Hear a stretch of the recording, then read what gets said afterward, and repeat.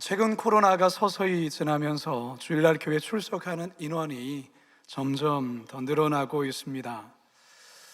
그런데 많은 성도님들이 예배를 드리고 예배당을 빠져나간 후에 자리를 보면 흘리고 간 물건들이 곳곳에서 발견이 됩니다. 보통 안경 케이스나 볼펜, 손수건, 때로는 우산 이런 것들이 많습니다.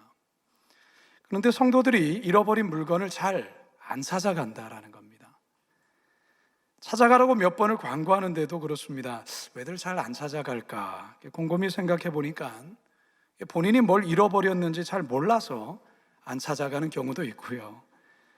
주일날 교회 와서 찾아가야지 하고 생각해서 막상 교회 오면 잊어버렸다가 집에 가면 또 생각이 나는. 그런데 사실 안 찾아가는 이유는 잃어버린 물건이 찾아도 그만, 안 찾아도 그만인 물건이다 보니 그렇다는 것이죠. 교회 와서 스마트폰 놓고 갔다가 찾아가지 않는 사람 거의 없습니다. 1시간도 안 돼요. 다시 교회로 와서 찾아갑니다. 돈이 들어있는 지갑 안 찾아가는 사람 단 한 사람도 없습니다. 10분도 안 돼요. 도로 교회 와서 다시 찾아갑니다. 금반지, 더 나아가 다이아 반지 잃어버려 안 찾아간 사람 단 한 사람도 없습니다. 잊어버렸다는 것을 깨달은 즉시 헐레벌떡 교회에 와서 잊어버린 거 빨리 찾아달라고 요청을 합니다. 찾아도 그만, 안 찾아도 그만인 물건은 별로 찾지 않지만 자신에게 소중한 것, 값어치가 큰 거는 어떤 수고와 어떤 대가를 지불해서라도 꼭 찾아간다라는 것이죠. 성도 여러분, 성도들이 신앙생활을 하면서도 찾아도 그만, 안 찾아도 그만인 것들이 있습니다. 하지만 생명 걸고 어떻게 해서라도 반드시 찾고 회복해야 되는 것이 있습니다.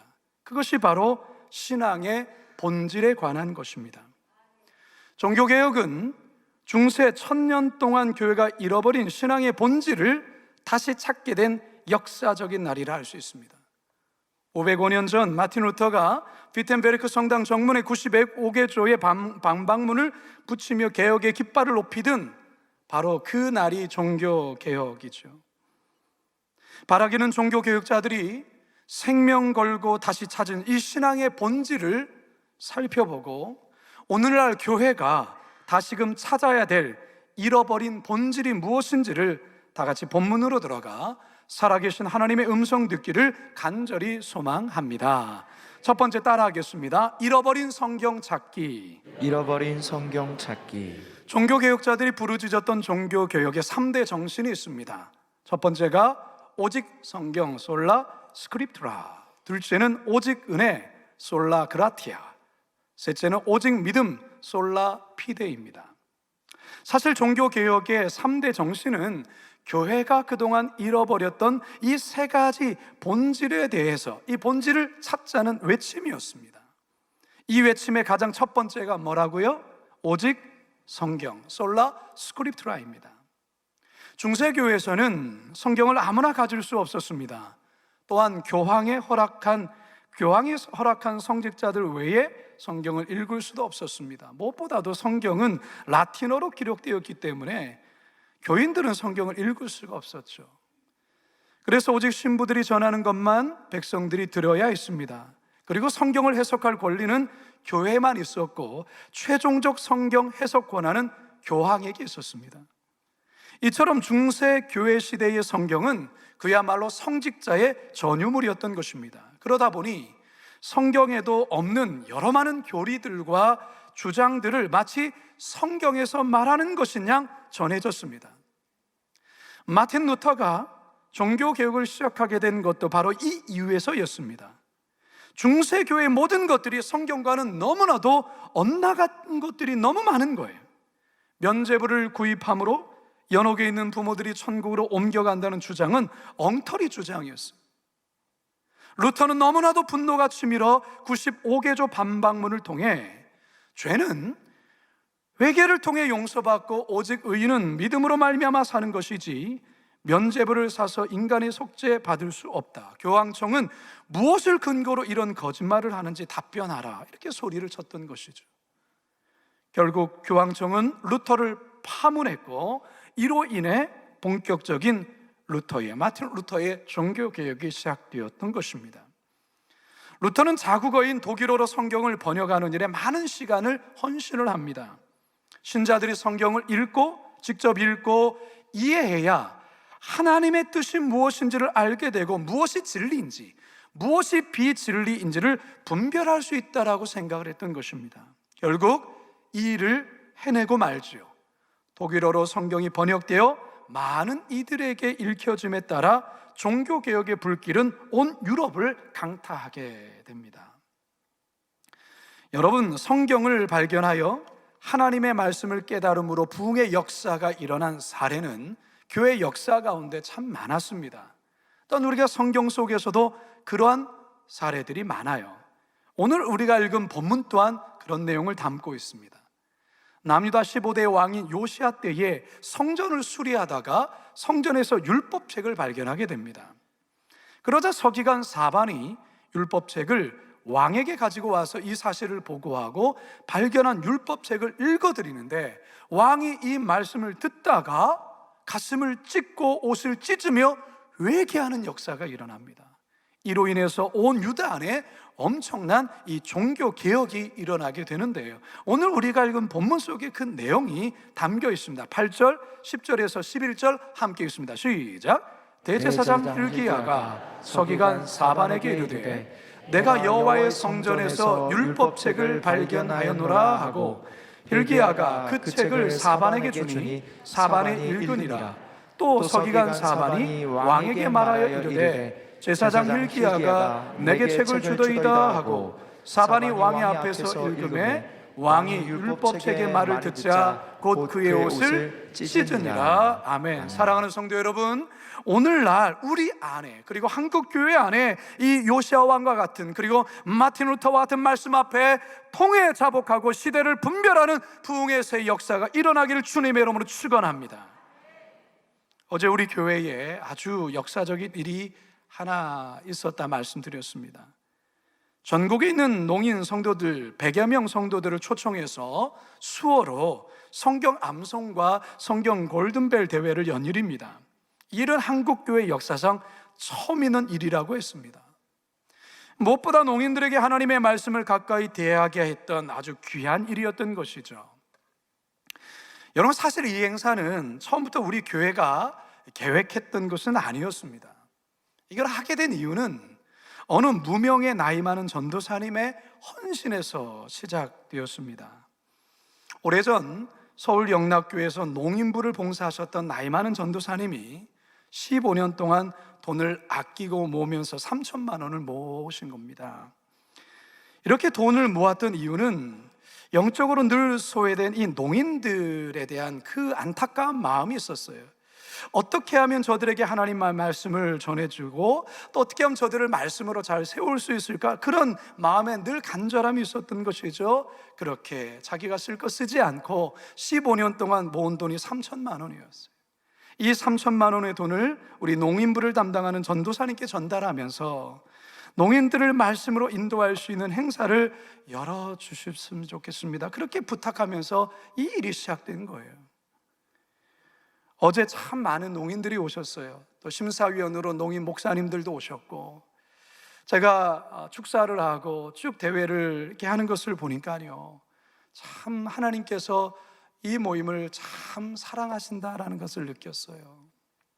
농인들이 하나님의 말씀을 사랑하게 되고 하나님의 말씀을 가까이 하는 이 일을 우리 하나님 참 기뻐하신다, 그 말인 것이죠.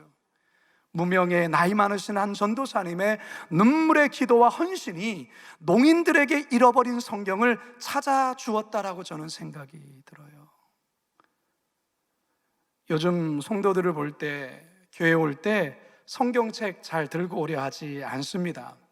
요즘엔 스마트폰 안에 이 성경 어플을 깔면 그 편리하기도 하고 쉽게 볼 수도 있기 때문에 그러한 경향들이 많습니다. 괜찮습니다. 자, 그런데 여러분, 저는 여러분께 질문하고 싶은 게 있습니다. 여러분은 성경을 얼마나 사랑하십니까? 여러분, 하루에 성경을 얼마나 보십니까? 여러분, 성경에 대한 말씀을 얼마나 가슴에 새기기 위해서 애를 쓰십니까?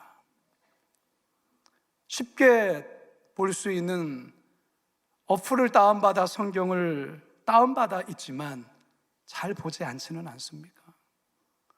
성경 가정에 두세 권 이상 있지만 혹시 먼지만 수북히 쌓여 있지는 않습니까? 성경책 가지고 있지만 하나님이 나에게 무슨 말씀을 하시는지 전혀 관심도 없고 모른 채 신앙생활하고 있지 않습니까? 바라기는 오늘 이 종교개혁주의를 맞아서 나에게 잃어버린 성경은 무엇인지 그거 다시금 깨닫고 하나님의 말씀 되찾는 우리 모두가 되기를 주님의 이름으로 축원합니다. 두 번째 따라 하시겠습니다. 잃어버린 은혜 찾기. 잃어버린 은혜 찾기. 기독교 역사상 최초의 회의가 예루살렘 교회에서 열렸습니다. 이 회의의 중심 논제는 구원은 예수 그리스도를 믿는 믿음만으로 충분한가? 모세 율법을 지키고 할례를 행해야 되는 것은 아닌가? 이 논제였어요. 이에 대한 결론이 무엇입니까? 구원은 오직 예수 그리스도를 믿는 믿음으로 의롭게 되며 구원을 얻게 된다라는 것이죠. 구원의 조건에는 결코 인간의 공로나 인간의 업적, 인간의 노력이 들어갈 수 없다는 것을 선언하고 있습니다. 바로 여기에 하나님의 절대적 은혜가 적용되고 있습니다. 다시 말해 예루살렘 초대교회는 이 회의를 통해 구원은 오직 하나님의 은혜로 주어는 것임을 천명한 것입니다. 여러분, 구원이 무엇입니까? 사전에서는 구원이란 영원한 고통과 멸망에서 건짐을 받는 것이다, 이렇게 정의하고 있습니다. 구원은 사람이 어떻게 해서 얻을 수 있는 것이 결코 아닙니다. 구원에 관한 한 인간이 할 수 있는 일은 아무것도 없습니다. 구원은 전적으로 하나님이 하시는 일이며 하나님의 은혜로 주어지는 것입니다.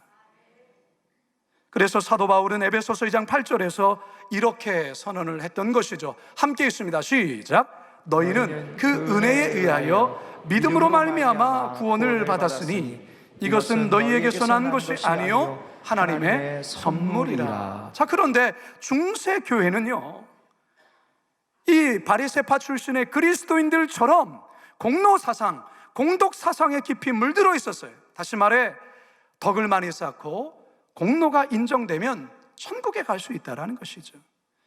그래서 면죄부 판매가 가능했던 것입니다. 자녀들의 공로로, 자녀들의 공덕으로 연옥의 대기에 있던 부모님들을 천국으로 올릴 수 있다는 거예요. 그래서 당대의 유명한 달변가이며 신부였던 태철 신부가 면죄부를 팔기 위해서 이런 연설을 하지 않습니까? 여러분의 면죄부를 산 돈이 헌금함에 떨어지는 순간, 딸랑함에 떨어지는 순간 여러분의 죄는 사해지고 여러분 부모의 영혼은 천국으로 올라갑니다. 여러분, 이 말에 어느 누가 면죄부를 사지 않겠습니까? 하지만 이 말은 거짓입니다. 구원은 돈으로 살 수 있는 것이 아니에요. 구원은 인간의 공로나 인간의 그 어떤 노력으로 얻어지는 것이 아니에요. 따라서 구원은 하나님의 절대적인 은혜요, 하나님의 선물로 받는 것입니다. 은혜로 번역하는 헬라 카리스, 이 말은 받는 자의 가치나 공적에 관계없이 공짜로 거저준다라는 뜻이에요. 자, 그런데 여러분, 하나님이 왜 우리에게 구원이라는 이 엄청난 선물을 그저 값없이 공짜로 거저주신 걸까요? 그 이유는 값으로는 도무지 그 어느 누구도 살 수 없기 때문에 하나님이 우리들에게 거저주신 거예요. 그리고 더 중요한 것은 사실 거저주었지만 이 값을 예수님이 지불하셨어요. 우리에게는 거저주신 거지만 그냥 공짜인 것처럼 보이지만 엄청난 대가를 예수님이 지불해 주셨다는 것이죠. 십자가에서 독생자 예수 그리스도께서 못 박아 죽는 그 엄청난 대가 속에 이미 지불됐기에 우리들에게는 공짜로 선물로 주어지는 거예요. 따라서 여러분, 공짜로 받았기에, 거저 받았기에 이 은혜를 값싼 은혜처럼 대하거나 여겨서는 절대로 안 돼요. 값싼 은혜. 많은 성도들은 하나님께서 우리에게 주신 이 구원의 은혜를 아주 값싼 은혜로 변질시킬 때가 있어요. 믿음으로 구원을 받는데, 나 예수 믿어, 나 구원받아서, 그러면서 여전히 옛날의 습성대로 아무렇게나 살아가고 막 살아가는 성도들 볼 때가 있어요. 여러분, 착각하지 마십시오. 구원은 따나운 당상이니 죄를 좀 지어도 거룩한 열매가 없어도 별 문제가 없다는 식으로 착각해서는 안 됩니다. 안 돼요. 우리는 이 엄청난 이 구원의 은혜를 그저 받았기에 여기에 보답하는 삶을 살아가는 책임이 우리들에게 있는 거예요. 먼저는 감사죠, 감사. 자격 없는 내가 어찌 이 은혜를 받을 수 있겠습니까? 여러분, 주님의 은혜를 생각하면 눈물이 나십니까? 나야 정상이에요. 당장 죽어도 할 말 없는 나에게 이 구원의 은혜를 주신 것, 뿐만 아니라 우리 그리스도인들은 이 은혜에 보답하는 삶을 세상 속에서 빛으로 소금으로 증명하며 살아내야 된다라는 거예요. 착하게 선하게 살아가는 것이 구원의 조건은 아닙니다. 그러나 은혜 받은 자의 당연한 표현은 바로 세상 속에서 그 은혜 보답하는 인생, 빛으로 소금으로 살아가는 게 마땅한 거예요. 따라서 여러분, 하나님의 은혜, 나에게 거저 주신 이 은혜를 값싼 은혜로 변질시키지 마시고 그 은혜에 감격하고 날마다 그 은혜를 보답하는 인생 되기를 주님의 이름으로 축원합니다. 지난주 토요일에 우리 교회에서는 3년 만에 알파 46기 성령 수행회가 있었어요. 이곳에 참여하는 많은 분들이 하나님의 은혜를 얼마나 간절히 사모하며 갈망하며 참여했는지 모릅니다. 아침 9시부터 모여 찬양 부르고 온종일 은혜를 갈망하며 말씀드리며 성령 충만을 구했어요. 하나님 앞에 자신의 철저한 죄인임을 깨닫고 하나님의 은혜가 아니면 단 한순간도 살 수 없는 존재임을 깨닫게 된 것이죠. 저녁이 되자 모두가 하루 종일 받은 은혜를 서로 간증하며 마지막 찬양의 시간에, 방금 전에 사진 한 번 더 띄워주시죠. 이렇게 펄쩍펄쩍 뛰면서 어깨 동무하고 열차를 하며 하이파이브하며 이 은혜에 대한 감격을 함께 나눈 것이죠. 사랑하는 성도 여러분, 여러분들에게는 하나님의 은혜에 대한 감격이 있습니까? 왜 이렇게 아멘이 적습니까? 여러분들에게는 하나님의 은혜에 대한 감격이 있습니까? 죄인된 나를 죽기까지 사랑하시고 독생자 예수 그리스도를 기꺼이 주시며 은혜로 나를 구원해 주신 그 하나님에 대한 깊은 감사. 혹시나 이거 잃어버렸다면 이 예배를 통해서 다시금 이 은혜 회복하시고 찾으시는 우리 모두가 되기를 주님의 이름으로 축원합니다. 마지막 세 번째 따라하겠습니다. 잃어버린 믿음 찾기. 잃어버린 믿음 찾기. 1505년 여름 에어프로트 대학에서 방학을 맞은 루터는 알렉시스라고 하는 친구와 함께 부모님이 계시는 고향 만스펠트로 가고 있었습니다. 이 만스펠트 근처의 산자락을 지나갈 때의 무렵에 갑자기 폭풍우가 갑자기 몰아쳤고, 그때 내리치는 번개에 그와 함께 동행하던 그 친구가 그 자리에서 즉사하고 말았습니다. 순간 두려움에 휩싸인 루터는 하나님을 향해 절박한 마음으로 기도를 합니다. 주께서 이 위험에서 만일 나를 구해 주신다면 이제 온전히 하나님께 제 자신을 바치겠습니다. 친구의 죽음에 큰 두려움과 비통함 속에 며칠간 고통스럽고 슬픈 시간을 보내야 했습니다. 이제 나는 무엇을 해야 하는가? 선결하지 못한 이 마음, 두려운 하나님 앞에 어떻게 나갈 수 있는가? 루터의 마음은 하나님께 대한 두려움으로 가득 찼습니다. 이제 나는 어찌해야 된단 말인가? 방학을 끝내고 학교로 돌아온 루터는 자신의 죄 문제를 해결할 길을 찾기 시작했습니다. 이를 위하여 최종적으로 선택한 길은 수도사의 길이었습니다. 수도사가 되어서 구원의 길을 찾기로 결심하죠. 그래서 루터는 엄격하기로 유명한 어거스틴파의 운든 수도원으로 들어가게 됩니다. 엄격한 금욕생활과 아주 무거운 고행 등을 행하며 그는 구원을 갈망했던 것이죠.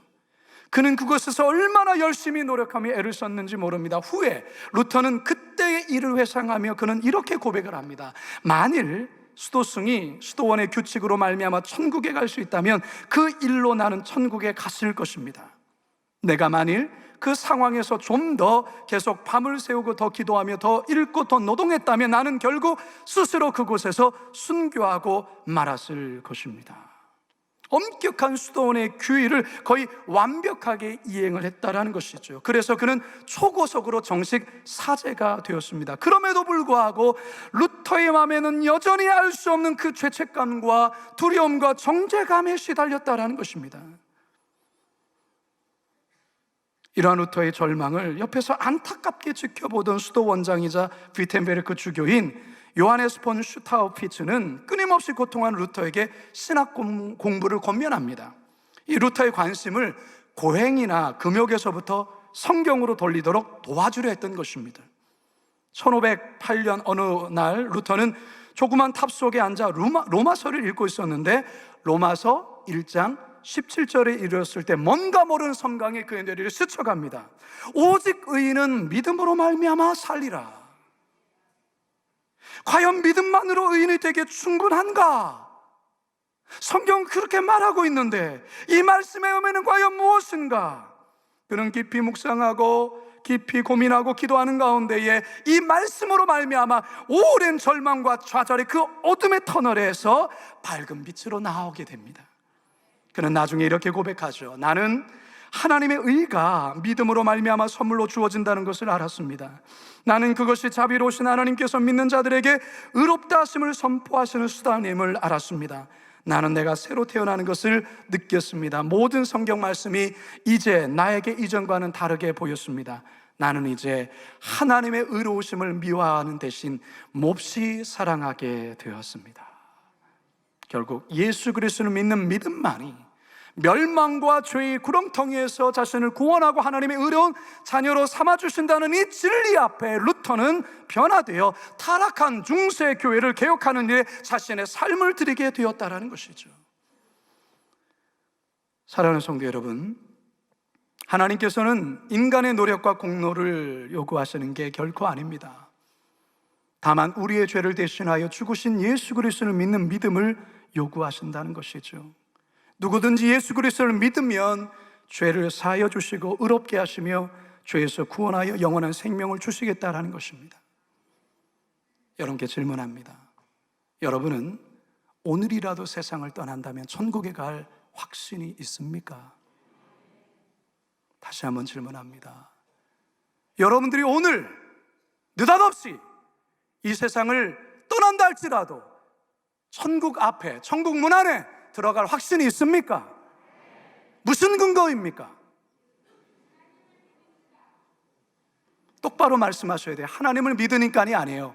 예수 그리스도께서 나를 위하여 십자가에 죽으시고 나를 위하여 살아나신 그 사실을 믿기 때문에 저는 그 공로로 천국에 들어갈 수 있습니다라는 이 확신과 믿음이 여러분의 입술로 고백되어야 된다는 거예요.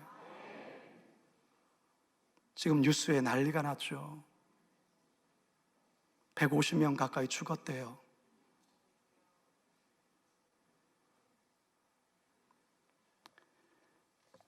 사랑하는 여러분, 종교개혁의 세 번째 정신이 무엇입니까?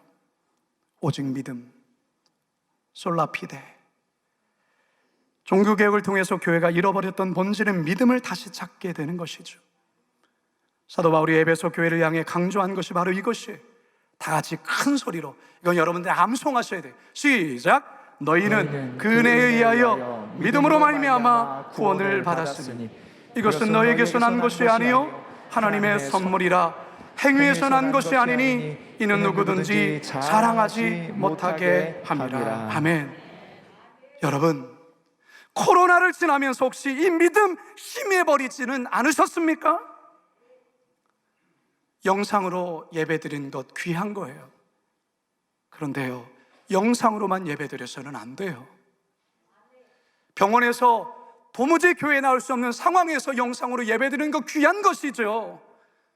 저 먼 외국에 유학 가고 때로는 출장 가서 여기 올 수 없기 때문에 영상으로 예배드리는 것, 그거 귀한 거죠. 그러나 충분히 얼마든지 교회 와서 예배드릴 수 있음에도 불구하고 편리성 때문에, 습관 때문에 집안에서 영상으로만 예배드려서는 안 돼요.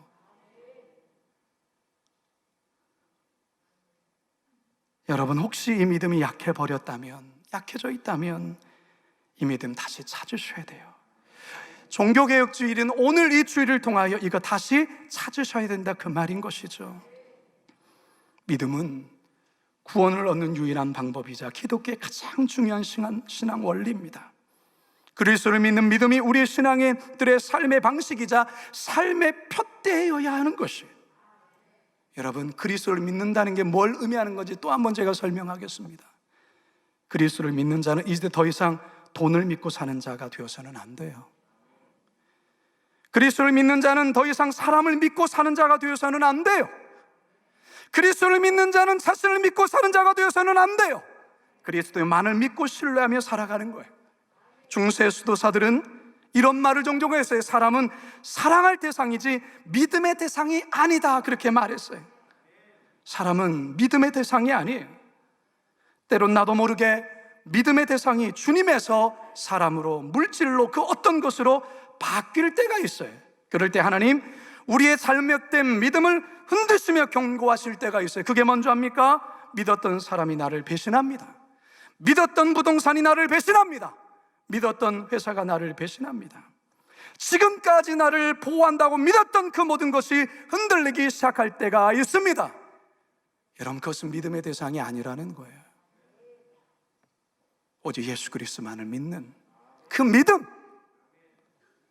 여러분, 이 시간 지금 여러분이 믿고 있는 믿음의 대상이 누구인지 다시 한번 점검해 보십시오. 입으로는 주님 주님 하면서 마음속에서는 그 어떤 다른 어떤 것, 그것이 때로는 돈이요, 때로는 자녀요, 세상의 성공이요, 그런 것이 나의 믿음의 대상으로 삼고 있는 것은 아닌가, 여러분 자신을 돌아보시라, 그 말인 거예요. 종교개혁주를 맞아서 오직 믿음, 솔라피데, 이거 회복하시기 바랍니다. 오직 나의 믿음은 예수 그리스도십니다. 다시금 고백하시는 저와 여러분 되시기를 주님의 이름으로 축원합니다. 이제 말씀을 마치려 합니다. 종교개혁은 잃어버린 본질을 되찾는 날입니다. 혹시 하나님의 말씀인 성경을 잃어버리지는 않았는지, 혹시 값없이 나에게 주신 이 은혜를 잃어버리지는 않았는지, 혹시 그리스도를 믿는 그 믿음을 잃어버리지는 않았는지, 505주년 종교개혁주를 맞아 세 가지 본질 다시 되찾는 성도들, 날마다 개혁하는 거룩한 빛 광성교회 되기를 주님의 이름으로 축원합니다. 축원합니다. 축원합니다. 이 시간 오늘 말씀을 기억하며 이 찬양 같이 한번 결단하며 고백하도록 하겠습니다. 내게 허락하신 시련을 통해, 내게 허락하신 시련을 통해 나의 믿음 더욱 강하게 자라나고, 험한 산과 골짜기 지나는 동안 주께 더 가까이 나를 이끄시네. 내가 겪는 시련이 어렵고 힘겨워도 내 주님보다 크지 않습니다. 크지 않네. 내 앞에 바다가 갈라지지 않으면 주가 나로 바다 위 걷게 하리. 나는 믿네. 주의 능력으로 내 삶 새롭게 되리. 나는 믿네. 주의 능력으로 담대히 나가리라. 주와 함께 싸워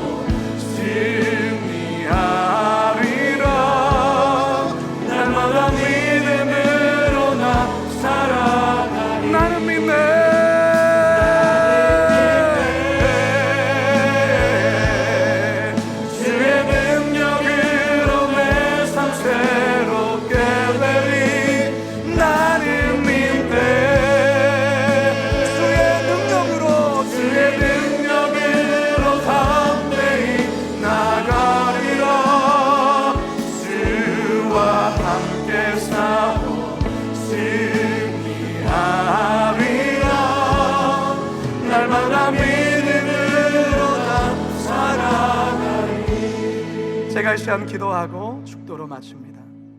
사랑의 하나님, 종교개혁, 잃어버린 본질을 찾는다는 말씀을 들었습니다. 천여 년 동안 교회의 본질, 오직 성경, 오직 은혜, 오직 믿음을 잃어버린 이 천년의 시간을 종식시키며 개혁의 깃발을 높이 들었던 마틴 루터의 종교개혁 정신을 우리 성도들 다 기억하며 그 정신을 이어받아 오늘날 나에게 있어서의 성경을 찾는 것은 무엇이며, 은혜를 찾는 것은 무엇이며, 믿음을 찾는 것이 무엇인지 진지하게 이 말씀 앞에 서게 하여 주셨어요. 날마다 내 삶 속에 개혁하고 주님과 점점 가까워지며 어느 날 어느 때 주님 나를 부르신다 할지라도 두 손 높이 들고 주의 나라에 들어가는 우리 모든 성도들 되게 하여 주시옵소서. 감사하며 예수님의 이름으로 기도드리옵나이다.